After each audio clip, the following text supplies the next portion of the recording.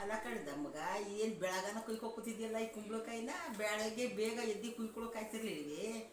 ಎತ್ತಿ ಕುಡ್ ಸಸಾರ ಮನಿಕೋ ಎದ್ದೋಳು ಈಗ.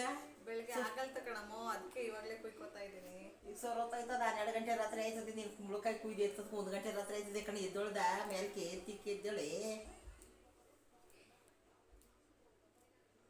ಇಲ್ಲ ಇರಮ್ಮ, ಕೂದಿಟ್ಬಿಡ್ತೀನಿ. ಬೇಗ ಬೇಗ ಕುಯ್ ಬಂತೀಗ. ಹಿಂಗೆ ಕೂತಿದ್ದಿಲ್ಲ ನಳ್ಕೊಂಡು ಸಸಾನ ಕುಯ್ದು ಎತ್ತಿ ಹೇಳಿ ಮಗ.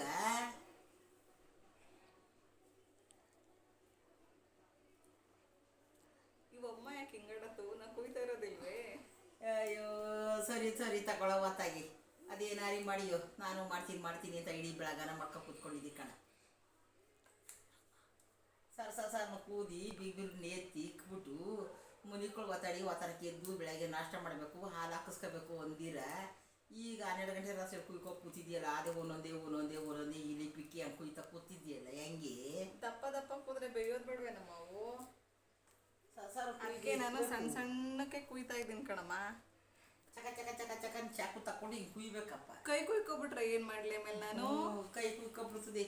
ಮಳೆ ಮೇಲೆ ಇಟ್ಕೊಂಡು ಪಟ ಕುಯ್ತಾ ಇರ್ಬೇಕು.